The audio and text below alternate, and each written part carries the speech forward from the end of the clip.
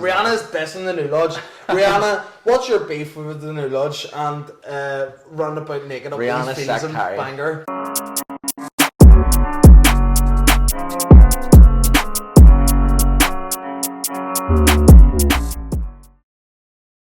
Hello and welcome to episode 1 of the Chatterbox podcast. Before we get into it, like and subscribe to the channel. If you're new, follow the socials, I'll put them in the description. And it's been a long time coming. Our special guest today is a friend of mine. He's been a friend of mine for a very long time. The podcast genuinely wouldn't be happening if this fella wasn't in my life. So let's give a warm Chatterbox welcome to the one and only Michael Hooley. Oh wait, me? Yeah. Nah. It always feels weird whenever someone's introducing you, you know, it's like hearing the sound of your own voice. You're just sitting here like, what am I meant to do? What do I do? Don't make any noise. Yeah, I'm sitting here like I don't know what to do. I feel like I'm in the classroom with a teacher or something, you know what I mean? Casting. Hopefully not. We'll see What's happening? How are you? All good, mate. All good. Yeah, no. Fuck, this podcast's been a long time coming. You know, it's actually funny because this is the first podcast I've ever actually been on as a guest. Shot a load of ones, and I've been asked to go on quite a few podcasts, but just never really happened. You know, Set the bar high, mate. This is it. Like, from the jump. I hate to be the one to say it as well, but like the amount of people that have set up podcasts and then like do one episode or two episodes and then never finish it, or like, you know what I mean? And like that's sort of what's happened where we've On that note, yes, thanks for hanging with us. Thank you for coming in. Thank you for tuning in. Finished. Oh, Jesus. This will be the last episode. Yeah, there we go. Like, nah, but I understand. Like, we do these podcasts all the time. There's a lot more work goes into it than people think, and like I think anyone doing something like this, fair play to them, because there's a lot going. Even getting yourself out there and doing videos. There's a couple of people I know be friendly with now. They're doing videos and stuff, and there's a lot of work goes into it. Yeah, you know, it's not just so much cameras. goes into it behind the scenes, and what people actually think. They explain to people, like from my Instagram reels and stuff, for a 90-second video, like you're talking the guts of an hour. At least, like if you're lucky, if you have a good video, like it's madness, like for something that short for 90 seconds, like, and never mind something. I guess is going to be the guts of an hour. Like people, hopefully, fingers crossed, watch the entire hour. Like, but the amount of work that's going to go into this, like we've probably been here for an hour already, getting everything set up. Yeah, and we literally just hit play. That's it. It's whenever I start talking absolute shit here, people are just like, "Get that off, get that off." I'll be paying money not to watch it. You know what I mean? But we've done videos for flipping Lucas Aid and all before down south. Lucas Aid spent 2-3 days on it for a 30-second video. You might not even post it in the end. You know, these companies that do the videos, and then all it takes is someone higher up to just be like, "Oh, it's not really my, it's not my vibe." Have you ever put a lot of work into something? Yeah. Like a show or a commercial, and it just never went. Yeah, documentary. Aye. Documentary. Aye. Can you say who for? Yeah, I can say who for. Yeah, we're doing a couple of documentaries, to be fair, but we done one there. I was doing one on Ethan Mitchell, DJ and stuff, and then Dara. We're still looking to make it happen, but we shot a lot of footage, and there's just a lot of work goes into it. The editing. You feel the rule of thumb is, look, if you shoot for a day, you have to edit for 2 or 3. You know what I mean? And like at the time we were doing it with no money, it was just sort of tough, you know. I love doing passion projects and doing stuff as much as possible, but like all this camera gear and the lights and all, like it costs a lot of money, you know, even like fuel driving around, and then you need to be eating and drinking whenever you're editing, so it's not, you know what I mean, you need to be surviving, like, and then it's not a matter of just clicking a button on a camera and that's it. I got very lucky, like I have been very lucky, like we've shot like a David Goggins, McGregor, flipping. Met them all. I've done work for Amazon, we've done work for Google, we've done work for flipping Canon and all, do you know what I mean? Like you could sit all day here and name companies and stuff, but like the thing is, like most people, whenever they're doing this job, you don't get to do them jobs. Like you don't get those opportunities. But obviously, just sort of working long enough and being smart enough, doing favors for people, this and that, and all, it sort of happens. But I'd love to pick up these documentaries at some point again. But it's just having the free time. Having the time. Yeah. Having the time. What are you working on at the minute? Fuck, what am I not working on? So we were at Balmore show there last week, funny enough, at the Balmore show last week, and with Black Paddy, or Fabi D, as some people might know him as. He's an Irish-based comedian. What's his real name? No, it was David. I thought you meant like his real name and thing, but I know David. He's a good lad. Like, he's a good lad. We got kicked out at the Balmoral show, yeah, removed by Must be security. the first cunt ever to get fucked out of Balmoral. Oh, flip here! I'm sure, like it was madness. I didn't think. To be fair, he's big with the let's say the Farmers Bash type people, as we say, because they've got an event, Farmers Bash, coming up in Balsonic. So I don't know if that's the right term or not. But yeah, he's so popular, man, so famous, so well known, really well known. Great with the kids and stuff. Good guy. I actually really like working with him. He just had an idea where, oh flip, that's pretty funny. I'll jump over the fence and What get did you on. get fucked out for? Yeah, that's exactly what I was about to say there. So we're filming, we're working away, and we're walking along, loads of people in blue jeans, brown shoes, all that sort of Typical. stuff, you know, cows, sheep, all that. And he's like, flip, we're running late here, we need to come up with a couple of ideas. I was like, oh, why not do some I don't know, do some stuff with the animals and all. He's like, that's a brilliant idea. Bounces, so there's a fence here, like, do you know those, like, it's a wooden fence, it's like, so there's a foot up off the ground, there's one plank, a foot up, there's another plank, and then there's another plank, so it's up pretty high, just runs over, bounces over the fence, jumps over to where the cows are in the middle of a show and starts going, moo, and hands and legs. Your mom was like, what's he doing? Get him out of there, he's rubbing in, don't you be doing that, carry on son. No. I was like, fuck me, what's going on here? So they're throwing him out, I'm still filming all this, by the way, I'm filming, he's mic'd up and all, so I can hear everything that's going on. He's like, that was pretty funny, wasn't it, mate? He's like, that's not funny. Throw him out. No, I thought we were going to get in trouble. Do you have all this on film? Oh, 100%. Is it out there?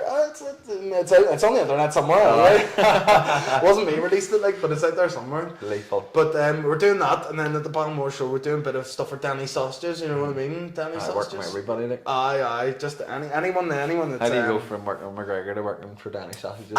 Mate, money's green. Like, I'm Let's not. see, You know what I mean? You're not gonna say money's green. Like, and all I care about is building a brand up and. Like for me, this is a bit of a weird one because people always say this to me. They're like, do you want to be the best person at filming or do you want to make money? Because sometimes being the best at what you do doesn't always mean you're making the most money at it. Do you know? Because to be the best at something, sometimes you have to make more sacrifices. You're caring more about the quality. You're putting so much more effort in and doing stuff behind the scenes to just make it better. But that doesn't always mean you're going to make money off it. It is. It's tough. You need to find that balance. And like you said, trying to build a brand. That's what I'm trying to do here. Like obviously I have my coaching brand, and then Chatterbox is going to be another brand that I'm going to have, and I want to encapsulate all this. Like I have a lot of visions for the future, and it does strive past coaching and just podcasting. Like I would like to do events, I'd like to do live shows, I would like to do mental health talks. Like brilliant. I have a lot of stuff I want to do moving forward, and like you said, like if I try and hone in and be the best PT in the world, the best podcaster in the world, the best whatever in the world, like it's going to be hard to do. So I want to build this brand so big that it kind of like lifts everything else. Like what's that fucking saying? Like a rising tide lifts all ships. Oh yeah, that's great. That's great. What I'm trying to say here, like that's great. Quote. If I build that brand, like you said, it's gonna then lift everything else. But again, what you said is, if I try and hone in on one and become the best at it, everything else is gonna suffer. Yeah. Do you know what I mean? Yeah. No, you're 100% right. You're 100% right. But the thing is, like that was the thing with me. Like I actually started. Funny enough, I'll not go into it because that's what I was going to ask you. But with time anyway, what got you into photography in the first place? So, funny enough, I was on. I don't know if people probably know this. So my dad's a guy called Terry Hooley. Used to manage bands in the 70s. Was a big sort of. Trying to think of the way to describe it here. Was a big hippie. So whenever people came to him and offered loads of money for the bands and the songs, he was like, "Nah, I don't want the money. I just want things like." A signed Shangri-La's poster and just all this stupid stuff, you know, stuff that you'd be hard to get, but like he didn't care about the money. Basically, later on down the line, everyone was like, right, that's brilliant. He cared about making the bands, no money, blah blah. So they made a film about his life. He had a book and stuff. They made it into a film, and you had the film? Yeah, really? I was a wee extra running about the New Lodge. It was great crack. Like, and that New Lodge has some amount of filming done on it between the Rihanna video, everything. Like, end up in the New Lodge of all places. How the fuck did Rihanna Aye, end up in the I New know, I know. Everywhere in the world he could have shot a music video. Yeah, She well, picked a New Lodge. the song was I found love in a hopeless place, like, so, like, Fuck, Rihanna's dissing the New Lodge. Rihanna, what's your beef with the New Lodge and run about naked up Rihanna's these fields and sectary. banger? I seen Rihanna at the 12.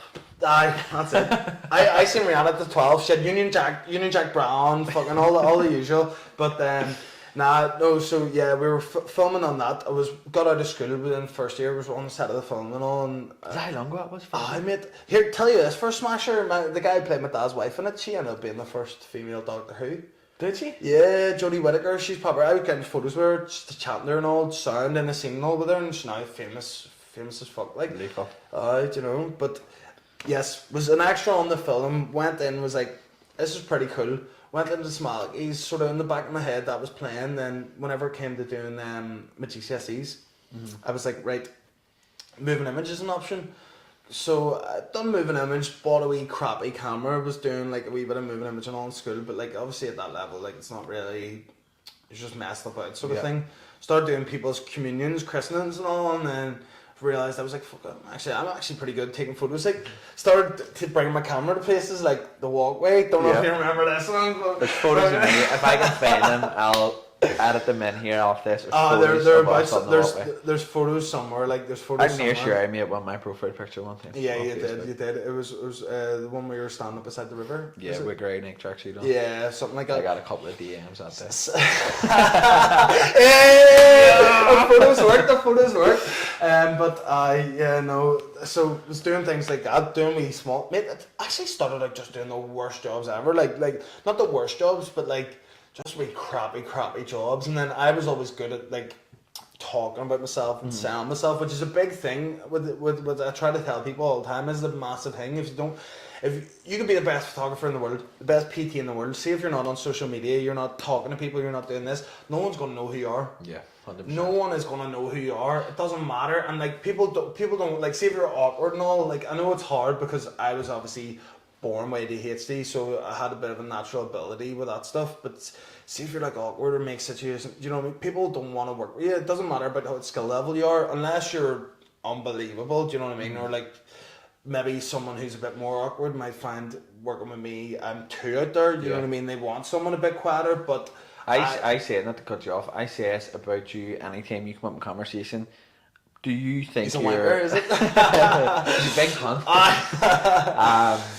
Do you think your disabilities are advantageous to the job you're in?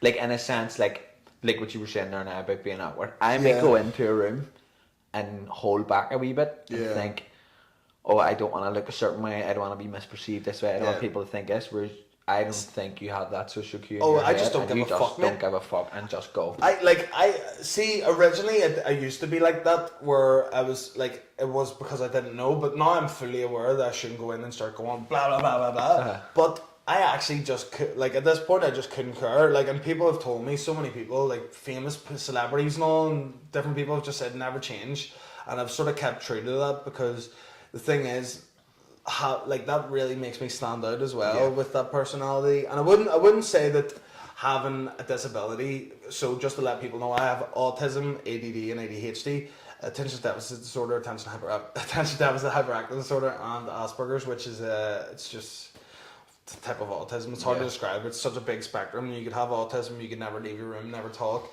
You could have autism and you could be a bit more like me. Like there's people in our school in our year who had autism, you wouldn't even know they had autism at all. And I think that is another thing that I talk about. Like, see if you have a kid and your kid has autism and you put these barriers on your kid and you say, oh, he can't do this, can't do that, he's autistic, you're limiting them so much. 100%. You're limiting. There's seen amount of people and all that have been diagnosed with autism as an adult, never knew, completely normal. Like it's like whenever, that's a problem nowadays as well. People, we all put ourselves in these labels and these barriers and people stuff, put a and label it's on everything now. mate.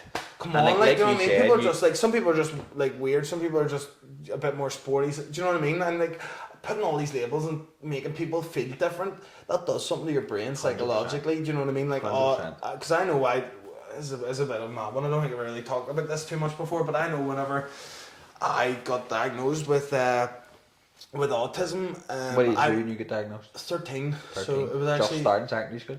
yeah, 13. Couple of years for into secondary school? 13 for, so it was first year for ADHD, and then for second year it was Asperger's, because I actually rejected the Asperger's diagnosis. I was like, no, I don't have it. No, I was like, nah, it's not me. Like it was probably weird, because like I feel grim now because I'm lucky to have Asperger's, because the creative side of my brain and the creative side of like what I do, like it's absolutely unbelievable. Yeah. And you have Elon Musk and all, like Elon's definitely on this spectrum. you have him and all the ones over in Silicon Valley, like they only hire people with autism and all now, because they just need someone who's just I a bit think more. that to be as high up in your field as the likes of Musk, Kanye West, Zuckerberg, you like, not to be like a fancy, you can't be normal. You have to be. Yeah. You have to have a different way of thinking. Your brain has to be on a different wavelength from the average person for you to get told such massive heights of the likes of Elon Musk and Zuckerberg and Kanye. I know they might seem a wee bit off, or They're bit advanced, weird or whatever, like they are they're just advanced, mate. Yeah, they're Where just, they lack in some areas,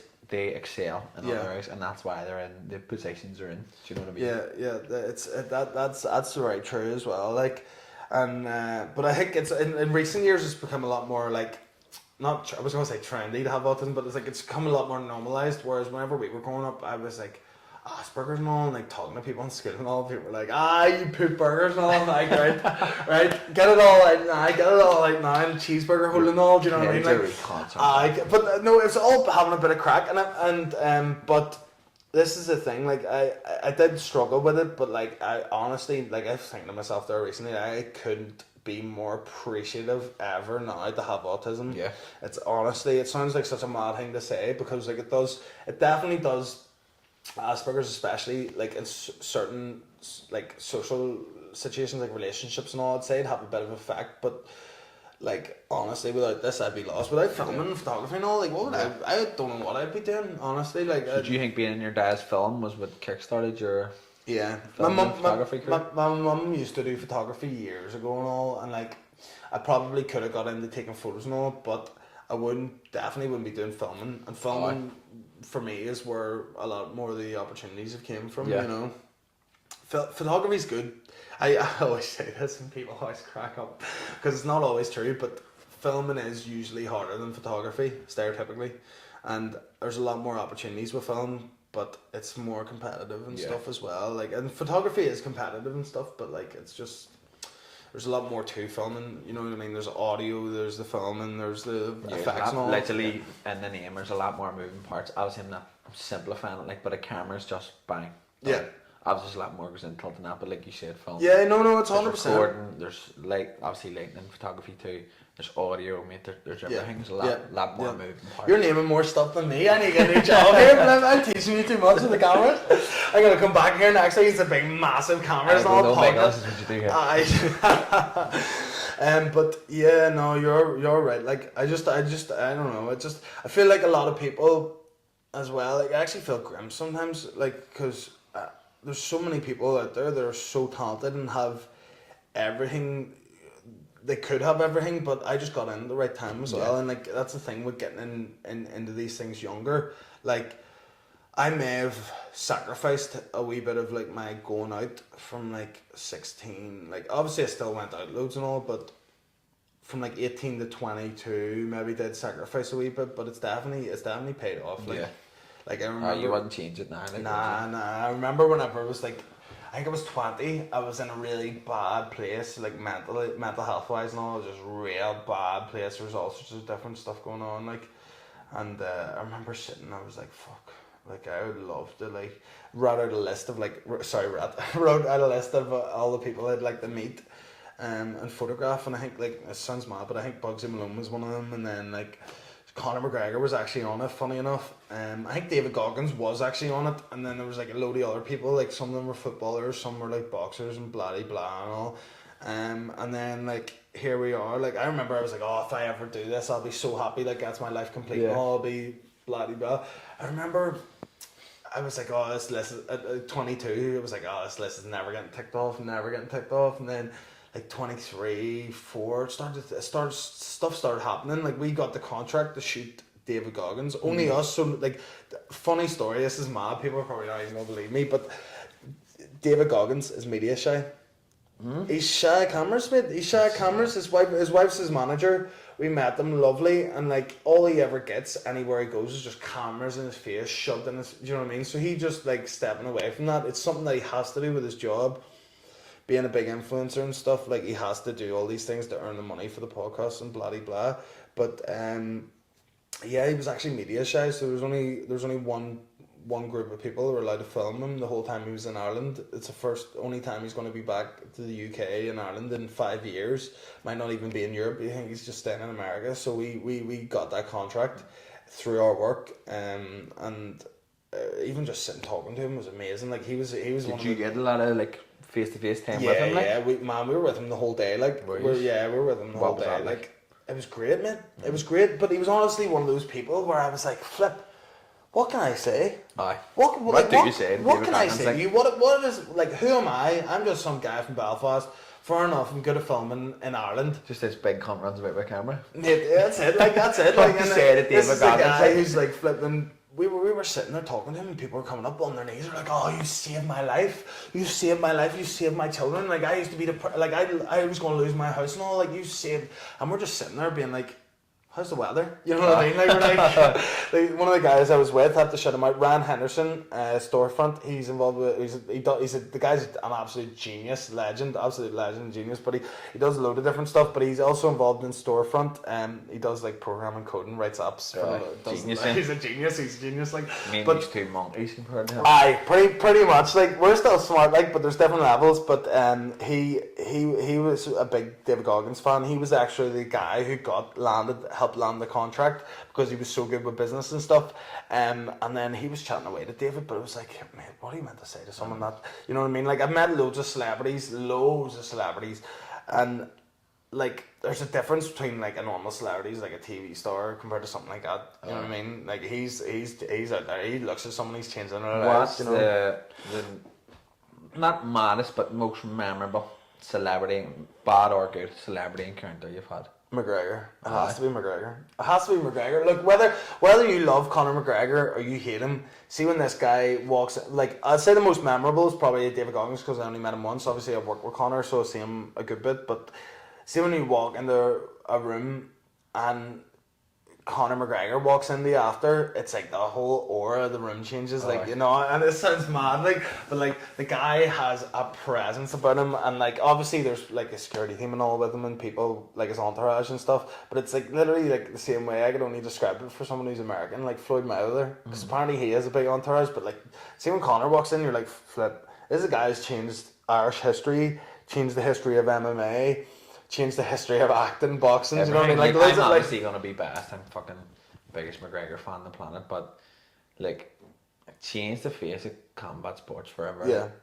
The most, like, I know MMA diehards will never put him in the GOAT conversation just because of everything that's went on in his body of work, and he's never defended belts and whatever. But in terms of influence and title change on a sport, no one comes close. The money and all, people don't realise, like not like, I know I'm actually, funny enough, I'm actually going to be meeting Dana White here on Monday, because so the UFC 3 press conferences in Dublin, Michael Chandler, McGregor, I'm working on it.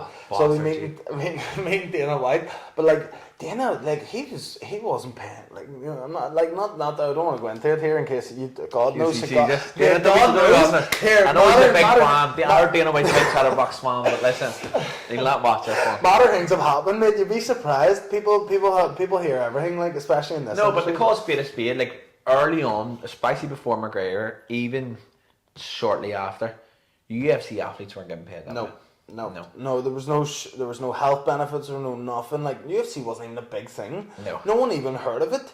Like, no one even heard of, like, no offense to UFC and all, but like no one had even heard. And like, this is the thing as well, PFL and all these other companies, they still have to thank Dana White as well. And like, I have loads of guys from PFL on my Instagram, so hopefully this doesn't get taken too bad. Like, but like if it wasn't for MMA to be brought up by UFC, then all these other companies wouldn't have been. Because like years ago, shout out the guy Cameron Johnson, his dad Michael Johnson used to own the city buses and stuff. He took me to my first ever cage fight, and this was years ago in the King's Hall. Oh, was it Clan Wars? Must have been Clan Wars or something, but like like, mate, it used to be tiny. Like, God. it was like there was a There few was hundred people very at few most. Like, people. you know what I I mean? remember, like, I've dabbled in martial arts from I was about 15. Like, I've done wee bits here and there and competed once or twice. Like, I remember when I was 15, August 2015, I started it, and I remember starting it. Nobody knew what it was. I remember my first Muay Thai class up in Fight Academy, Ireland. Shout out Fight Academy, best MMA gym in the country. Absolutely killing the game at the minute. I went up to a Muay Thai class with Joe Armstrong on a Wednesday night, and there was, including Joe, there was 4 people there. There was me, a fella called Ryan, Muay Thai fighter, Garrett Smiley, who's killing it, and then Joe Armstrong, the coach. It was 4 people in a Muay Thai class in Fight Academy. See if you're up to a striking class in Fight Academy It's now, like mate, 100 people. you'd be lucky getting on the mats. And that's the McGregor effect. I honestly believe that, not saying McGregor, because you have amazing people like Paul Hughes and all as well. He's like another McGregor coming up. Ian Gary. Don't want to talk about Ian Gary, to be fair. I'm not saying I've got any feelings about the guy, but I'll just not get into it because that's a whole other conversation. But see, like, it is the effect that they have. Like, look at them. These people and Yeah. the success in Fight Academy, obviously it's like you were saying, like you could be the best photographer in the world or the best PT in the world. If no one knows who you are, so you should just Fight Academy's the same. When I started in 2015 and the coaches now, they're the exact same people. Yeah. It's the same stuff they're teaching as Teach well. the It's not exact as same if things. anything's changed. It's Like, just nobody knew who they were and what Yeah. the sport isn't what it is now, and you have to credit that down to McGregor. Like, Yeah. you have to, mate. and this is the thing as well. It's the same thing with Chechnya and Thumbs up or Khabib? Khabib. It's the same thing with Khabib and Chechnya. You look at the, fair enough, they were big into their training and all beforehand, but you look at the gyms in Chechnya and all the UFC, mate, there's flipping hundreds of people and all in the gyms, and it's the same thing as well. It's actually funny because people, I always say this, people are so, it's a mad thing to say, people are so superficial. So see the guys up at Fight Academy Ireland, they've been doing the same thing, same level training for years and years, but see until it was popular and people actually knew they were bringing out fighters that are, At do you know that what I mean? level. Like the talent coming out of that gym at the minute's terrifying. Like, and when I started back years ago, like what we're talking 9 years ago now, like obviously the classes weren't as popular as they are now, but the talent and some of the kids coming out of there at the minute, like who I started even before. Obviously, I'm not as dedicated as half of them. It's clearly, I'm too pretty to get punched in the face. Some of the kids, even some of the pro level fighters, and all coming out there now, like. You're talking world class talent, like the likes of Paul Hughes. Paul Hughes is, from the first time I ever seen him, even on the TV or in the gym, a handful of times we crossed paths, like just a freak, mate, just an absolute freak. And it's kind of something similar to what you were saying about McGregor. Like the fella just has this like invisible cloud around him that you look at and you feed off, and you just kind of go like, this boy's special, like. Yeah. And I understand that's why you get so many people then that just want to hang around these types as well, because it is intoxicating. No matter who you are, you can't say that, like, and like this is the thing. I try not to be superficial, but you could, like, these things are intoxicating, and that's how you see people start to like go like, you know, sort of hovering around all the time and stuff as well. But like Paul Hughes, yeah, he's a great example. Like he's the type, like he was smashing it with the Gaelic, went in the MMA instead, smashing it with the MMA, but an absolute legend of a guy as well. And I want to say, like, whether you're Catholic, whether you're Protestant, whether you're from down south, whether you're from Northern Ireland, if you put Northern Ireland and the Republic of Ireland together and you take the list of actors, sports people, like not really models, but like those sorts of types. I said sports people then already, but you know what I mean. Like in terms of like actual per capita, which is 1 in every 100,000, we produce some of the best talent. I mean, I remember seeing the rugby team, the flipping. The only thing we're not good at is football, and that's because it's raining all the time. I watched a fella, I can't remember who it was. He's an author. I think he was a children's book author, and he was from here and he lived in New York and he moved back here. He was on Shane Todd's podcast, He with Me, and he's an author, and he moved to New York and then moved back here, and someone was saying to him like, "Oh, like, how did you become so successful? You're from Ireland," and he was saying. He basically spun it and was like, no, I am so successful because I came from Ireland or Northern Ireland, whatever you want to say. Like you said, per capita, like, defibrillator was invented here. Yep. Like, the amount of athletes actors. Funny enough, the final bit of the COVID vaccine was also invented by a guy here as well, which I didn't actually know until I met him at the Northwest, and he's like, "See that £60 million yacht out there? That's mine." I was like, "Oh fuck, class." Lovely. He's Good like, man. "See this? See that Ferrari? You know, aye, that's mine as well." And he wasn't lying. Like, to be fair, actually, usually I'm not like. Whenever people are like, "Oh, look at that," but he did. He was just saying it in a way because I was interested. He started talking. He's like, "The COVID vaccine. I put the final ingredients in that." I was like, "Oh, fair enough." Crazy. Like, But it is like there's a mentality here. Like I feel like a lot of people, like you see a lot of people obviously immigrating to Australia. We have a lot of friends, mutual friends that have moved to Australia, and I feel like in a lot of people's head over here, in order for them to escape whatever they have going on or to be successful, they need to leave here, which obviously I'm not gonna say I'm not a big fan over here. The weather's brutal. yeah, the weather's cat, brutal. like, it Especially is, for but filming as well. Like, you want to set up like a fucking 10 grand music video. then starts Everything lashing. models and all starts laughing. You're like, fuck me, come on. But here. no, I do. I love this place, and I feel like a lot of people have the wrong mentality. Like, no matter what issues you've got here, Be the same. regardless whether you go to fucking Australia, Dubai, America, whatever, they're still gonna prevail. They're still gonna Yeah, exist. Like, so, yeah. like, there's nothing here holding you back. Like, Yeah. not saying I'm doing amazing. I'm doing all right, and it don't matter where I am or where I go, and you're the exact same. Like, we very similar upbringings.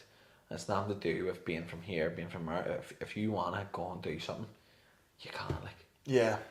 I feel like this is the thing as well with school as well. It's teaching people that, like, I don't know what you were like in school, but to be fair, I wasn't the smartest kid or anything. Like, I was definitely.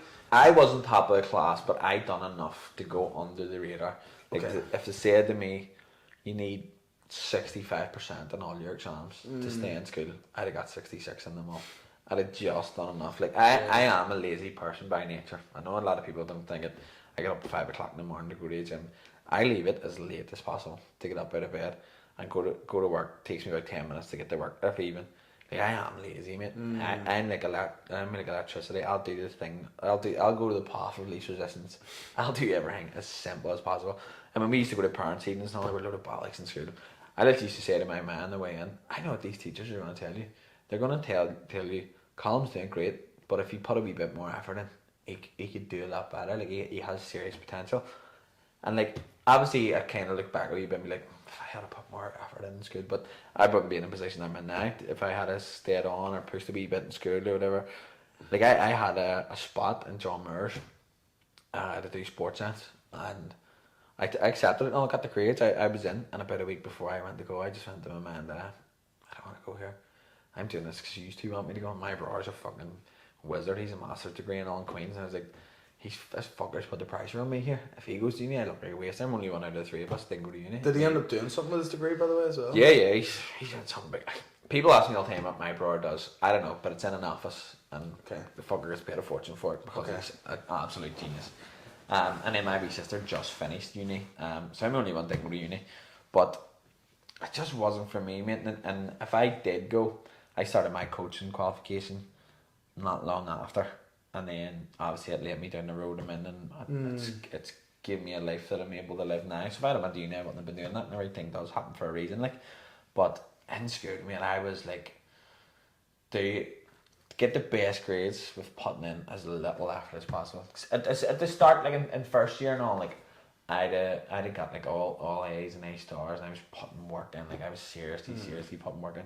And then the more I get through school, and it started to dawn on me that not doing well in school isn't the end of the world. See, once that seed was planted in my head, mate, that just grew, and I was like, this isn't the be all and end all. Like, if I fuck this up, it's not the end of the world. And then again, lazy personality, once that got in my head, I was just like, fuck, sure, it is what it is.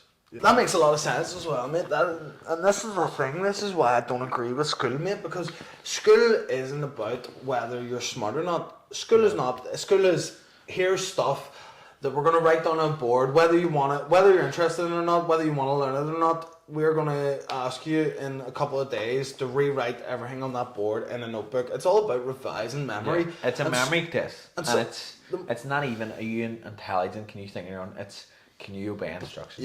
Yeah, and some of the most successful, I say this all the time, like I even say this to people who've paid 50 grand for university, I don't give a fuck, like most of the most successful people who I know all didn't go to uni, and it isn't because like, oh, I didn't go to uni, blah blah, but like, see, because you went to uni and got a degree, you think you're gonna walk out into the job, mate, it should be graft, like 100%. fucking create opportunities, do all this stuff for yourself, and like that's what people, whenever they're not going to uni, I think everyone like are sort of like, oh fuck, everyone's away to uni and all, gives you a wee boot up the hole, get stuff sorted. But that like, was me, that was the pressure, but I was like, I don't want to be the waster, didn't go to uni, and then I went to Belfast Med instead, then sports science, so, and then when about 2 weeks in, I seen some headers in that Belfast Med Millfield, like, and I was like, what the fuck have I done? I just wasted an opportunity. I was going to ring Liverpool and all, and be like, clicking it, like an accent, be like, take me back, please take me back.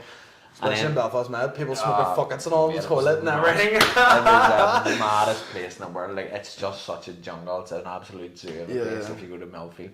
But like, there's probably people me and you could name here. I'm not gonna call anybody out. Like, but there's probably people. John Joe, we're calling you out here. People that we went to school with that were top of the class and went to uni and all. And I haven't done fuck all. Like, I don't want to name names, like, but like this is the thing, like what are you measuring success and stuff by? Like, it's like there's some people measure success by family and all, by like, oh, we've got a wee house, kids and all. Some people measure success by money. I think for me, I measure success by a mix between someone's happiness and like where their security is, because like people are always like, oh, why you need to relax, why you're working so hard when all will come out this week and all. I'm not doing this for me. I'm doing this for my kids, mate. 100%. Like obviously I'm doing it for me and all as well, to have a nice life, get stuff I didn't used to be able to have. And like, I'm not saying like, that's not me saying I grew up really poor or anything, but like there's a difference between like, you know what I mean, having what you want and like what you actually want, you know what I mean? And but I'm doing this mainly for my kids and my wife and future, like, but but like this is the thing, like if I've seen what's out there, see as well, see whenever you start working with these people in business and all, and you like, oh, they go and do whatever they want to do and all, like, you know what I mean? I'm sure it's very motivating to do it. It is motivating, mate. Like, It you're is motivating. spending time with David Goggins, fucking Conor McGregor, Bugsy Malone, like, surely you're looking at these people going, that could be me.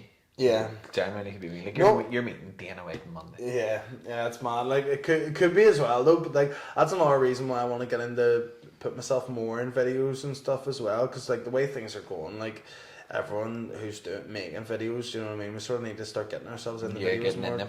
You know, before AI replaces us, and then we're. But it's mad as well, because like I think a lot of people at our age want money for the wrong reasons. They want money to show off, and they want money to go on holidays and spend on clothes and this and that and all. But like for me, my actual dream, we were talking about this recently, see my dream, I'd love to make a load of money, buy a load of property and all, and then create a YouTube channel. Do you know, like there's YouTube channels where they go out and give people money and all, and do stuff like that. Because people think you can't make a difference in the world, but you actually really can, mate. I see whenever we were watching McGregor and all years ago, like 8 years ago, sitting in someone's gaff, Catholics, Protestants, everyone all together sitting supporting this Irishman from Dublin, who we're calling, even though we're from Belfast, we're calling him he's one of our own. Like I'm watching what he done and all the sports and everything he done for Irish. Like whether you hate him or love him, I went to America before McGregor and after McGregor, and we used to be called drunks and alcoholics we used to be called drunks and thieves and this and that. And I'll see after McGregor, they're like, oh, Irish people, you fight and all, you know what I mean? Like fucking, he did make a big difference. But like, see if you'd have told me years ago, especially whenever I was sitting back being depressed, because I did go through a couple of really rough years whenever I was living in North Belfast. Not that they were living in North Belfast, and I don't be taking that out of context, but I was in a really bad environment. I want to ask you while you're on the topic, has it ever came to this stage, say in photography or life, more so in photography, you just went, fuck this, like I'm putting all this work in? I mean, all the time. Fucking here, fuck this is well, I don't say a constant battle, but like I'd say definitely whenever I was going through, I was living in the north, went through a really tough time and stuff. Not going to go into it because I don't want to get sued. I was like, nah, I don't want to go into it because who needs to know? Everyone has their own issues, and this is another thing that people need to realise as well. Like even whenever I'm sitting in the best position I've ever been in, I still have my moments and times, and like having money and success and or whatever, that like it doesn't like you still have mental health problems. Like someone I know who could have everything could like be getting really upset about their family situation or like the relationship between their parents. Like they could be thinking about stuff that happened years ago and it could really, really mess their head up, and everyone else is looking at them being like, oh, your life's easy, you got everything you need and all. It's social media is obviously a big factor in it. Like there's probably people out there that me and you could go on our phone now and see and be like, he's fucking born this and he has this car and he's here, he's living the life of it, and his fucking head could be melted, mate. 100%. And like the more, this is mad, I always say to people as well, the more successful you see me on social media, the more pressure and stress I'm under in life, because for like all this there's so much work goes on behind the scenes to make all these things happen. It doesn't just like, yeah, you want to go on the, do you know what I mean, you want to go to the buy here and all, like there's so much other stuff. You've had a real boom over the last, I'd say 2-3 years. I'd say last 2 you really fucking blew up. Yeah. And I'd say a lot of people probably see it and think, fuck, Michael Hooley picked up a camera 2 weeks ago and now he's out in Dubai and doing videos from there. But I remember you running about in school with a camera. Yeah. And that was what started, and I always say this to you, anytime we see each other, I have a lot of respect for you for it, because we tortured you in school with a camera. We did. We were in the same friend group in school, and you get tortured for having that camera. And a lot of people would have took that to heart and packed it in and went, fuck this, these are making the content of me in school for this camera, I'm not going to pursue it. And literally, as cliche as it sounds, like who's laughing now? Like this is it. It's the life experience you've had, the people you've met, obviously the money and stuff it brings in is obviously a big bonus too. Like, but if you had succumbed to the torture that we give you in school for having that camera, like you wouldn't be in the position you're in today. This is the other thing as well. Like this is the thing. It's like having that I don't give a fuck attitude as well. Like because like I've always been a big believer in like choosing your battles and all, and I think as well, like see whenever we were kids, like fuck, we used to slag the fuck out of me. Like it was weird because people always used to talk about bullying and all, but like if you're gonna talk about like I think whenever you start to bring up the word bullying, then that's when I actually like. But like kids were just having the crack and all. Like for 100%. Some people get it harder than others. I did get it hard, but I ended up giving it hard, and especially now I'm very quick with the tongue when it comes to certain things. Do you know what I mean? But you just need to sort of grow with people and like take all this stuff that people say and bring it into your attitude, because like fair enough people might slag you know, and you see if I just take that to heart and like start crying or getting upset about it, what's that going to do? It's going to alienate me from those people, and then I start to feel bad, and then you start to overthink things. Where see if you take it as a joke, you're like haha mate, and put it in your stride. And my mom always used to say it as well. She was always like, oh, don't let what people say annoy you know, but it actually is, because people respect you a lot more and all for it. Like I like whenever we're working with people on sets and all, you might be the best assistant ever, but see if you can't have the crack, I'm not gonna hire you. No. It's like I thrive off having a really good work environment and having the crack and having these really cool jobs and bringing people on, and it's really good vibes. So see if I bring someone who's proper awkward or just not. I'm just not gonna hire you. Like I just want someone who's gonna be, you know, because and this is the way things are going nowadays. So like I think, like if people do say things and all about you, and like you need to be able to read them. Like if people are just being miserable, horrible, then it's different. The delivery's everything. Like me and you slagging each other, our close friends slagging each other is obviously just a cultural thing over here, but obviously there's a way to take it. And then me and you've spoken about this before, people are soft as fuck. Yeah, we went to an all boys school. So soft, mate. See if you were soft in an all boys school, good luck. Like, nah, good I know. You were just, and see once people knew, obviously like I don't condone this now, like your brain doesn't process things when you're 14, 15, 16. You're a wee cunt.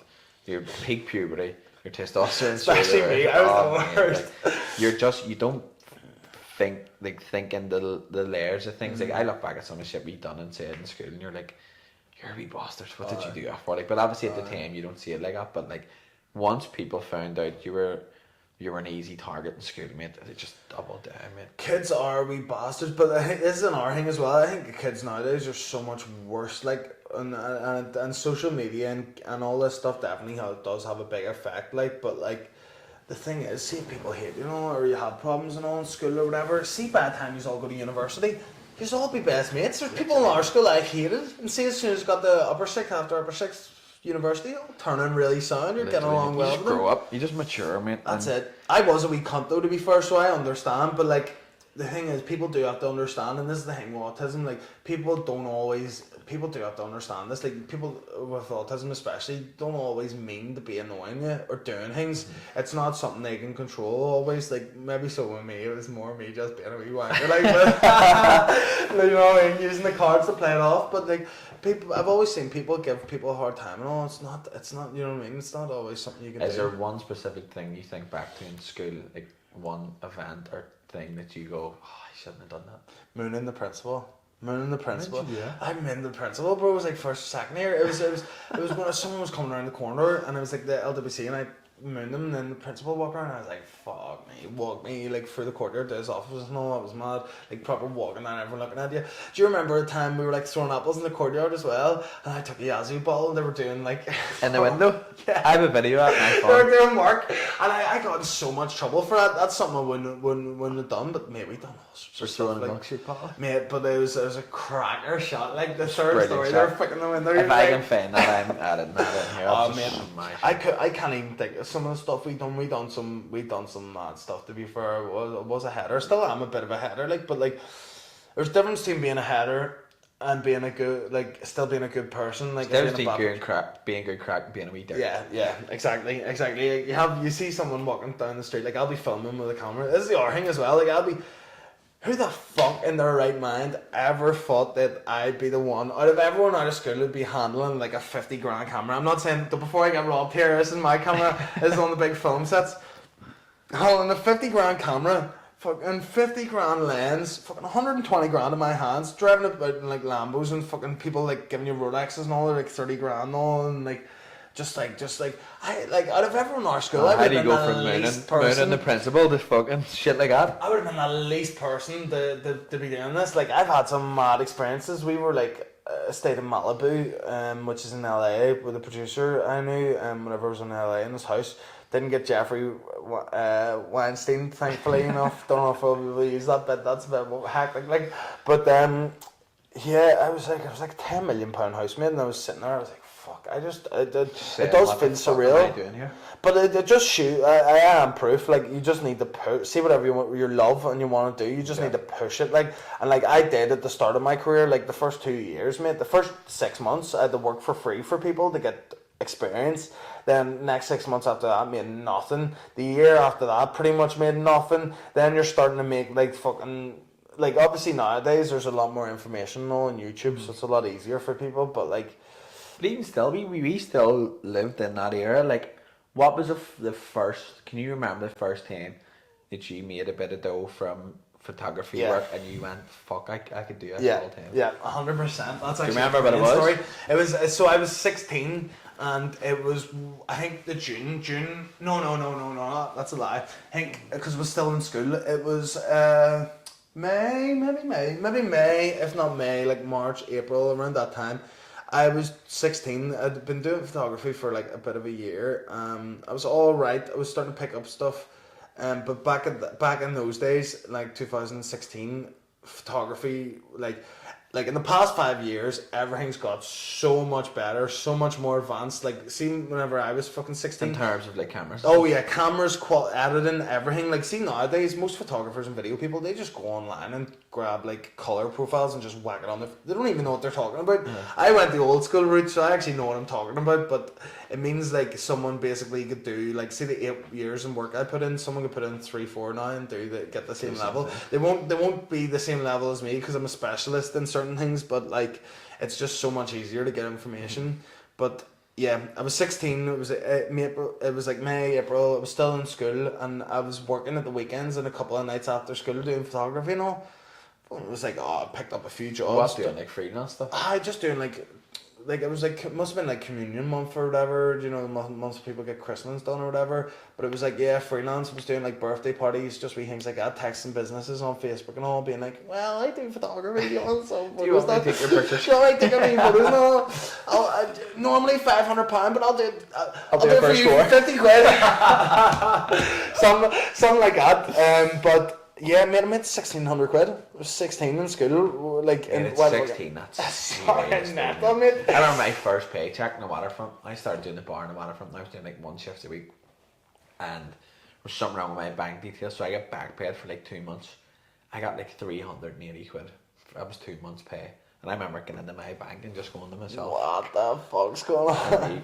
right, get a deposit for a house and that. Yeah, I was yeah. like, I made fucking serious though. And I was like not even 400 quid. Yeah. I actually believe that money was part of the reason, because like I spent a good bit on camera gear and all and blah blah. But see, after a while, mate, that's sort of what, like, I was sick. See, I didn't really get into drinking or anything until I was 17. But like see, because I'd been, by the time I was 18 and already been working and was getting good money and all, I feel like that enabled me to be more misbehaving, you know, Oh, spending at excess money, do you know what I mean? And Like, who gives a 16-year-old the guts of $2 mate, grand? mate. You're asking Come for on, trouble. like, See, if I had got $2 grand when I was 16, mate, I'd have killed somebody. I was talking about fucking cunts getting money as well. What is it with people from Belfast getting a 10 grand claim and spunking it all in a week? Am I the only? I know obviously it's stupid now and it's rich for me to say and all, but see if someone was to hand me 10 grand or 20 grand or whatever claim, put it in that business. Fucking mate of mine. I'm not even gonna lie and say that's what I would do. I wish I would do something like that. I wish it did I would something go on like a big mad holiday and buy. No, fair enough. shoes. A holiday and all, shoes and all, fair enough. Like, but like the way I see it is, if you get 10 grand, put it into business, mate, you might turn that into 30, 40 grand. Do you know what I mean? Like, and like that's the way. Like, if you want to be successful and you want to do like that, that is the way you need to be thinking. I'm not saying that that's not the way you're thinking, because you already are thinking like that. You're just thinking in a different way with like all the different branches of companies. People But- have just no patience, mate. Yeah. People want to. especially nowadays. What's the word I'm looking for? People want the rewards straight away. Yeah. People aren't willing to wait long term. It's like Quick I'll return. compare it. Yeah, people want a quick return. It's like a gym. People want to go to the gym for like 2 weeks, fill themselves full of gear, me. do a photo shoot, and then that's it. Do you know what I mean? Well, except for I said that's Except me, for- but you start saying like here, I'm like fuck that. But that is me though. I don't really get much time to train, so I do want to. Like, that's lifestyle factors and all too. Yeah. But even just the people in general, at the minute, like people go to the gym and don't see results in 2 weeks and be like, what am I doing wrong? And like, bro, you started like 2 weeks ago. You've been here like 5 times. I Relax. actually have really good genetics, and you're one of those scumbag. And Just eat whatever and go to the gym once. Like But a couple of mates of mine, they just eat anything, whatever, just always in good shape. there. I'm like, you scumbag, like. It is, but like so like money and investing and all, like people want 10 grand and then have 20 grand tomorrow. Yeah. People want to go to Yeah. the gym for 2 weeks and have a 6-pack. Like Yeah. these things are long term investments. Oh, They 100%. take a lot of time, and I feel like now, and I'm one of them too. Like I'm expecting Joe Rogan to be my next guest here after fucking one episode in this podcast. Yeah. Like things take time. Yeah. Like some my coaching and all, and your photography. Like I was saying, like people probably think you picked up a camera fucking 2 years ago. Yeah. You've been at this. What do you say? 13, 14? Yeah, no, I've been realistically fucking years, like, but like I always thought it's 10 eight years. years filming, thinking about it for 10 years, like definitely. 8 years from your first paid Yeah. photography gig. Mad. Do you know what I mean, mate? And it seems to me I started coaching. I did my course in 2018. Got my first job in a gym in 2019, and I was charging £20 a week for 3 sessions. That's about 60 sessions, something along them lines. Aye. I still couldn't get people in the door. Yeah. Like I had a list of people. I had a wee book. I still have it in my house of people that said they were going to start coaching with me when I passed my thing. 11 or 12 names. One person started. Aye. Like it takes time, and like there's probably kids out there now, or even not even kids, like anybody. It's new till they're coaching or the gym and anything, and probably see the likes in me and other. Not saying I'm a fucking best PT in Belfast, like, but other coaches that are doing so well and kind of go to themselves, why am I not doing that? Why am I not in these And shoes? that's part of the reason why you need to get yourself out there and like be like, that sounds pretty corny, like cringy. Like I always thought it was cringy as fuck whenever people were like cool and all cool, but you do have to be like a wee bit trendy or something. Like I've had a lot of people coming up to me and all, and like I might not be the best. I'll tell you now, I'm not the best photographer in Ireland. I'm not the best videographer in Ireland. Probably not even, well, obviously not in Northern Ireland either. But I get myself out there, and then like one of the more relevant ones, like I'm always doing something this bloody That's the majority of the battle, like, isn't it? and that's it. Like, you know what I mean? Like, I look at some of these guys. I look at some of the YouTuber guys and some of the guys filming for them sometimes, and they're like, "Whoa, this guy films for him, and he's the best filmer ever." I'm like, "Mate, your videos aren't even that good." You know what I mean? They're all right. Like, they're all right. Like, but it's rich for me to say. But like, you need to be realistic with these things. Like, 100%. You can't. I don't like people in business and just in general. It sounds grim, but like, someone whose work isn't great, but they think that they're the best thing since sliced bread in their head. Because you have to be realistic. Like, I know I'm not the best editor in the world because of my ADHD and all. I've struggled sitting at a computer and all. But unless I get a project I really, really am interested in, then I'm like, get it done straight away. But like, people don't realize that if you're not able to identify your strengths and weaknesses and all, and you're not gonna be like, if you're living in a dream world, like keep doing something, it's not working out, you sort of either need to change something or potentially pack it in, because like I might want to be, this is such a weird one, but it's screaming at me there, I want to be the best massagist in the world. Because there's a massage table there. I'm not going into it. Like, I'm not going into it. It's out there. It is happening after the podcast. Oh, my voice box got a wee massager. Happy end. It'll be a happy ending whenever we smash this podcast. Yes, you know, that's 100%. All the happy endings I need. But like, I could want to be the best massagist in the world. Doing it first year, 3 years, 4 years. Don't know, maybe it's not for me then if it's still not working out after that. Or like, you need to be constantly trying to like change and look at things and all. Like, see people like Elon Musk and all, like he'd release a version of Amazon, then he'd tweak it, look at the results, tweak it constantly. Yeah. You need to be like doing that. Even like that Tesla Cybertruck, how many times has that come out and been tweaked and changed and fixed? Like, I definitely find, like, it's one thing I found out, you're probably the same, when I started coaching. I done a really good course. It was called the Elite Course at times, called ECA now. It's in the town, the top of Castle Street.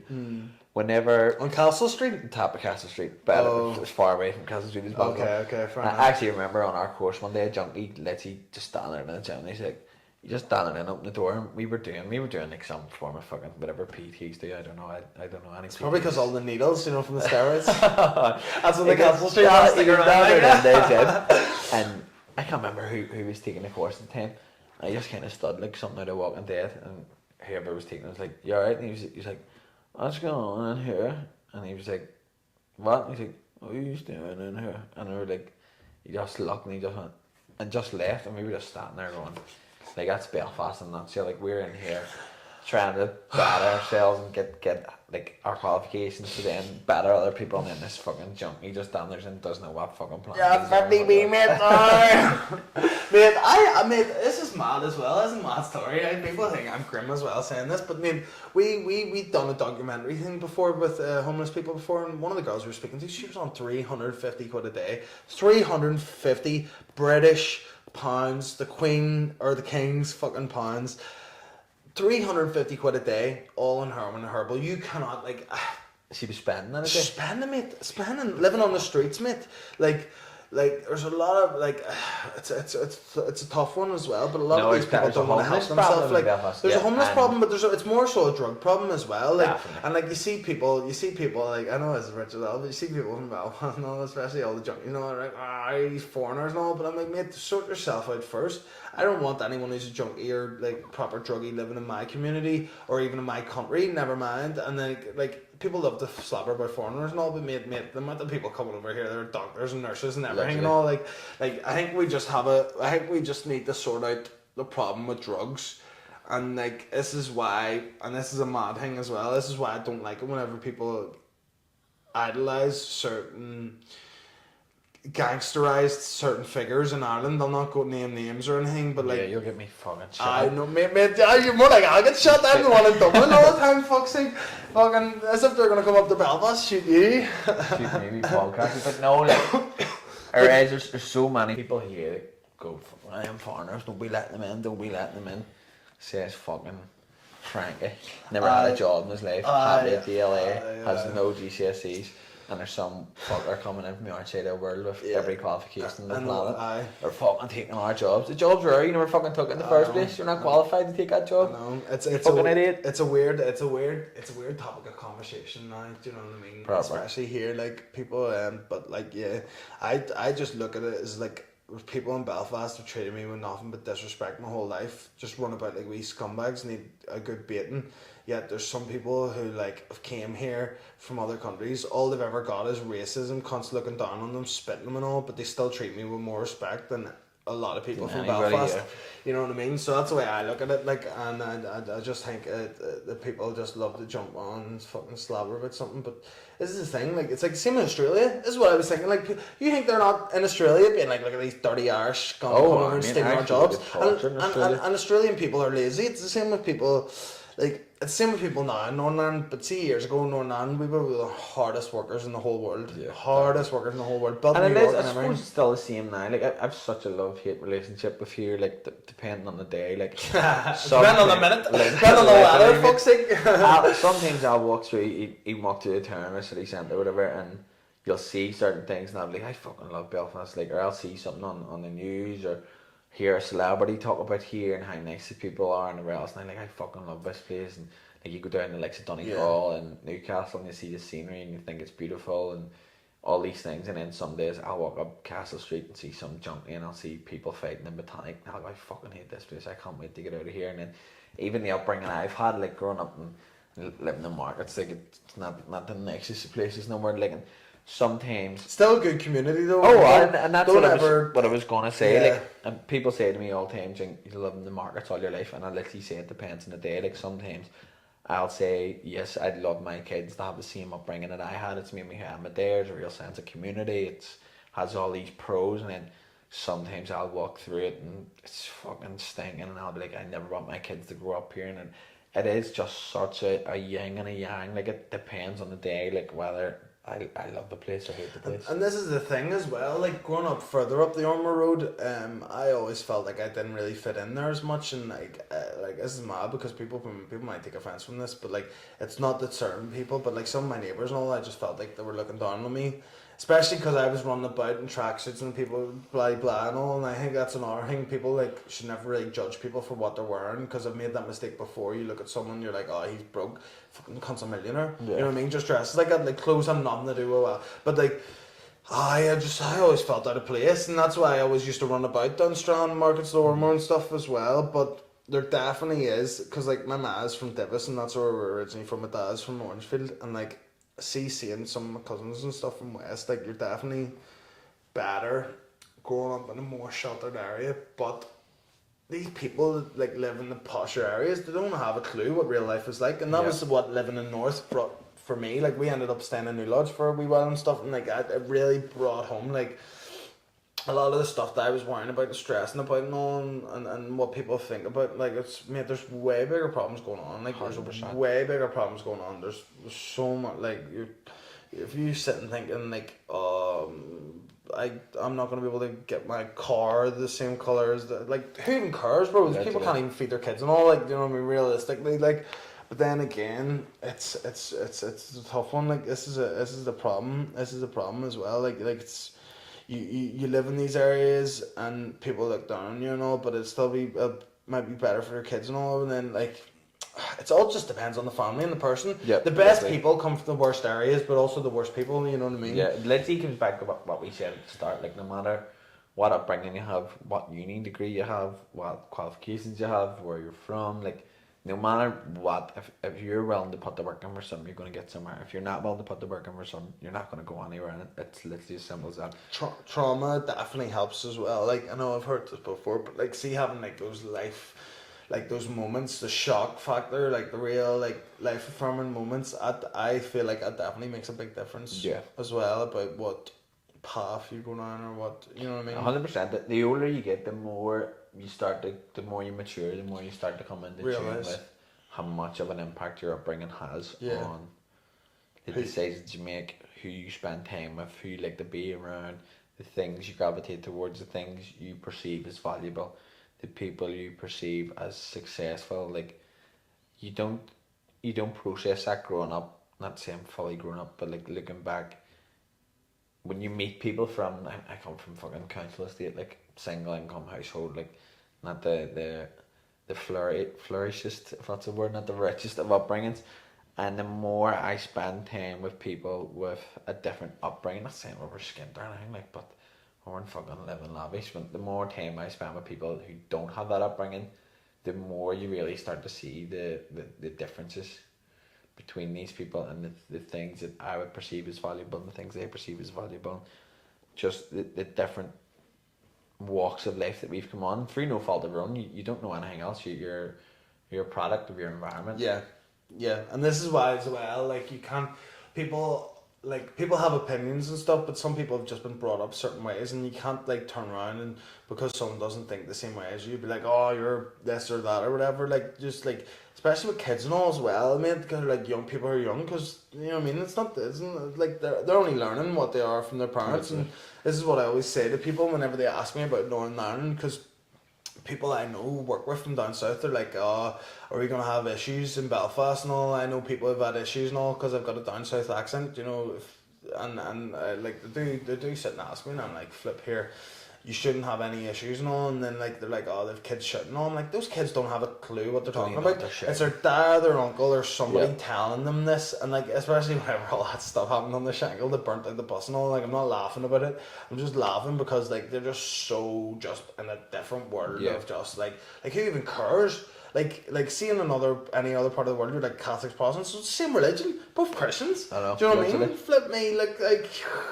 do you know what I mean? Who cares? Different branches of the same tree. Aye, exactly. Obviously, me and you saying this because we never grew up in the troubles and the no, but you War. Can't say we didn't. You can't say me and you personally didn't grow up. If you were seeing sectarianism firsthand, your man there, my man there, the same questions, they would have a completely different. Oh, 100%. And because the 2 points of view are different, it doesn't mean they're wrong. No, it's. But we had a different upbringing than they had. They've seen every things. year changes though as well. We've seen things. They've been through things that we haven't, and we can't relate to. And like I was saying, you're a product of your environment. That is going to sculpt and shape how you feel and how you think and the outlooks you have in life. And just because it's different from me and you doesn't mean it's wrong.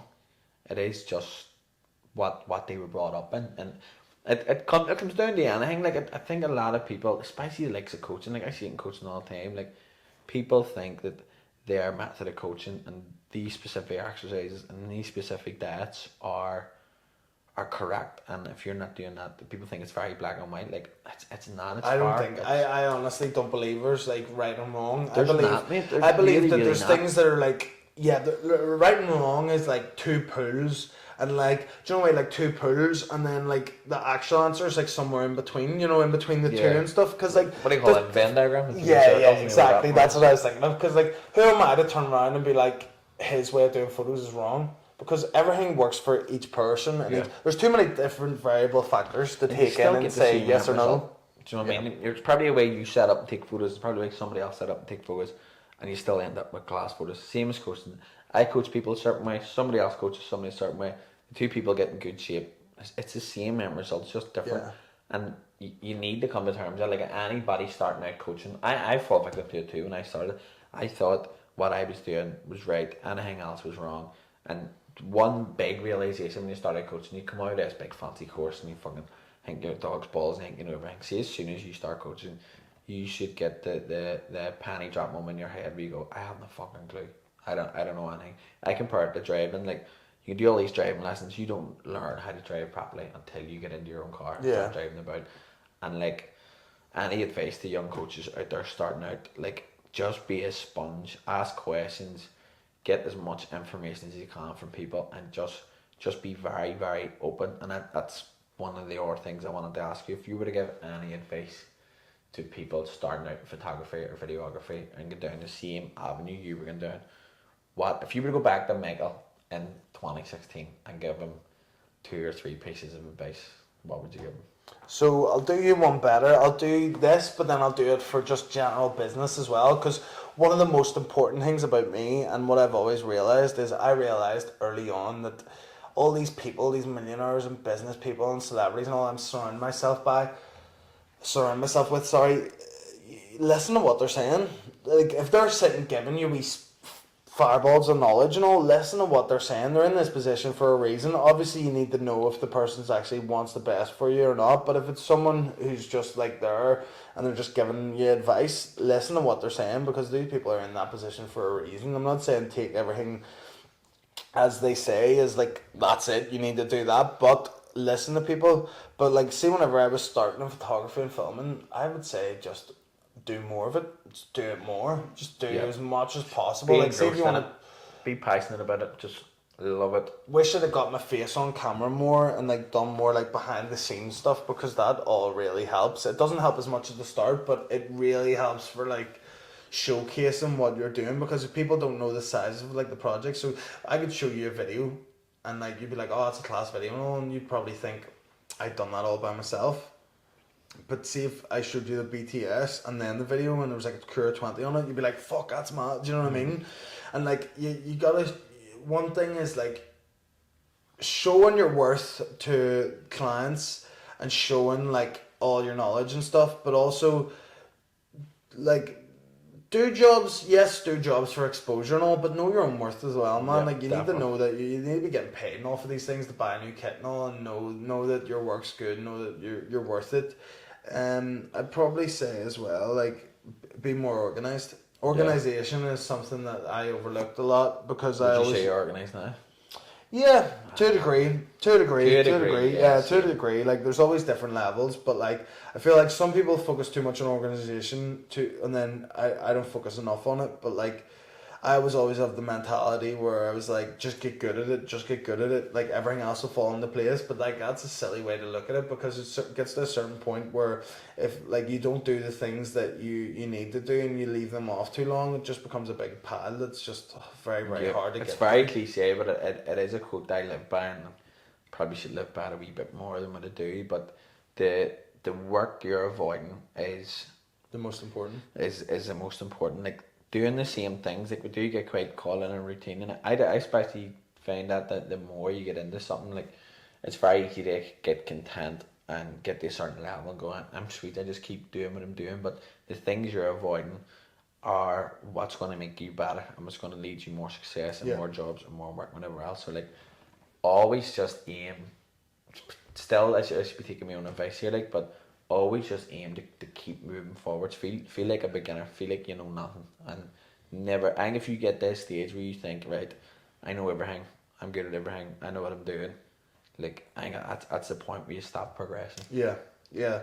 Ask questions always. That was a good one. I always asked questions, and like, this is the thing as well. People always used to be like, I think people actually always thought I was stupider than what I was, or I like lacked intelligence. But like, I actually was always a lot, like, I don't want to say a lot smarter, but like, in a sly way, I would ask questions that I know I need to know the answer to, but also ask questions that I know they're wrong, so that they give me the proper way. So like, I'll ask you a question being like, oh, is this how you do like thing? And then you'll come over, you'll be like, no, you do it like this and all. Instead of me constantly asking and being like, oh, this and this. Sometimes like, it's good for people to like if you show that I'm trying to learn, but also like maybe I'm learning the wrong way, people might, or even just say things that are wrong, because like people always used to be worried about making themselves looking like an idiot or this and all. But there's no, the more times I'm wrong, the more times I can make a mistake, the more I'm learning, because I'll make the mistake, then I'll figure out what the problem is and I'll learn from it. And actually, I attribute a lot of my success by me failing so much. 100%. It's a big massive factor in it that a lot of people don't see through social media or whatever. Nobody talks about their failures, but like, for you to get to a certain level, you have to fail so many times. Yeah. And I think that's where a lot of people fall off, whether it be coaching, photography, any or business venture. Like, 90% of businesses don't get past their first year. Yeah. As soon as people occur an obstacle or are confronted with an obstacle or a hurdle, and it goes wrong or it goes left, like, they pack it in. Yeah. You need to fail so many. There's probably so many jobs you've done that probably fucking didn't go the best. There's a lot of clients I've coached that I didn't get results with, or certain things that I've done in work or social media posts that didn't do well, and obviously it is easy to get into your own head about it, but you just have to accept that failure's such a massive part of your journey. Massive part of your journey onto, not saying I'm successful, like, but failure is the secret ingredient to success. If you're not failing, you're not trying hard enough. Yeah, no, you're 100% right. Like, and this is the thing as well. Like, we're always so big at like putting ourselves down on Northern Ireland, but like we are some of the most successful people in the world, and like I feel like our mindset as well. Like, you need to have that sort of mindset of like, oh, if I fail, I'm gonna pick myself up, dust myself off, and get back on the horse again 100%. As well. Like, people always thought I was like, compared to some people, I would say I'm definitely a lot more out there than other photographers. Like, most, not all, but like, it's rare. Like, I can name a couple of people, but it's rare you sort of see like one of the lads, you know what I mean, picking up a camera and start doing it. It's always seen as more of like a middle class, like posh sort of thing, to like get into filming and all. Because like a lot of stuff, it's a lot of money and all. Like, it's dear to start, mate. Yeah, it's dear to start. It's like golf, you know what I mean. You don't just go out and buy a golf set. And I'm not saying like it's a posh sport, but like I would say there's a lot. It used to be posh, and then I picked it up. Yeah, that's it. I'm not very good at it. I'm not very good at it. I look the part once, see me on the course, mate. Neck gear, head to toe. All the gear, no idea, mate. Fucking. Is it not meant to be Lacoste? No, Nike, mate. Nike everything. Okay, Nike fair everything, enough. Fair enough. But a couple of podcasts from now, I'll be a good golfer. Okay, getting it on camera. Mate, we'll go out. We'll do some golf. I 100%. got a mate of mine, is pro golfer, Philip Kafula. Hopefully I pronounced his name. He's got a simulator and all down in Newcastle. We'll go down. We'll hit a couple. Putting it out there. I will break 100 this summer on a golf course. It's happening. Is that good or bad? It's meant to be quite good. I don't know. I've heard 100? Breaking 100. What do you mean break 100 shots or what? Yeah, 100 shots on 18. You hear everybody. I don't know. Okay. People going break 100, break 100. But what happens if it's the 18 fucking six? Well, no, it wouldn't be like, but 18 6-hole shots. I don't know. Fuck me. 18 hole in ones. 18 hole in ones. I'll hit 18. I'll get 18 hole in ones. But mate, we could sit here all day. Genuinely, I've really enjoyed this. It's been a long time coming. This might not be the first, because like realistically, I felt like we didn't talk about anywhere near amount of stuff we could have talked about. Yeah, probably talked a load of shit, but I feel like no matter what industry you're in, no matter what job you're in, you need to know a wee bit of everything. And like, even for business and all, like, see if I learn a wee bit about this, wee bit about that, you can actually make conversations with people that are important. And like, say if you go up to the likes of David Goggins, you don't have anything to talk to him about. See if you just talk to more people, knew more things than you would have been able to. And I hope we haven't done too many people's heads in there. No, hopefully not. If you're still here, if you're still watching by now, thanks very much. And it comes back to what you say. Just now, whoever made it to the end, we've got a code here. You each get £1,000 worth of Michael Hooley.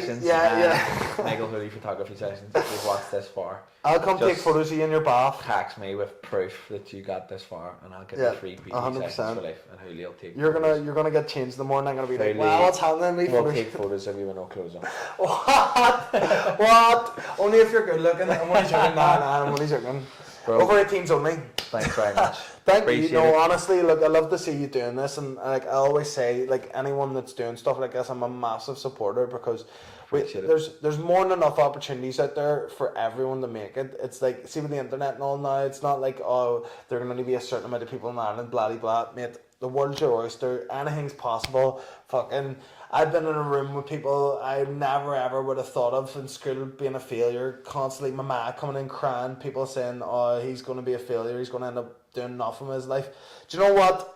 Don't listen to anyone. Don't let anyone tell you. Don't, even your parents. See the amount of times I've been told, I know this is criminal, last point. See the amount of times my parents and all have been like, this is not, don't do this, don't do that, don't do that. Not, you know what's best for you. As long as you get your head sorted, and then you know what's best for you, just sort everything else out. Put the head down, don't give a fuck, put yourself out there. That's it. Get your dick out. Don't be doing that. So if you're still here, again, follow social medias, follow Hooley's. I'm going to tag Hooley's social medias in the bottom. Subscribe to the YouTube channel if you're new, and Hooley will most definitely be on this again. And we'll talk some more shit for That's it. What else are you going to do? Nothing else to do in Belfast? Exactly. Shit. There's nothing else to do in Belfast. Brutal. Right. I'll do it. That's it. Damn, man. Yeah. Right, get my dick out here. Good man.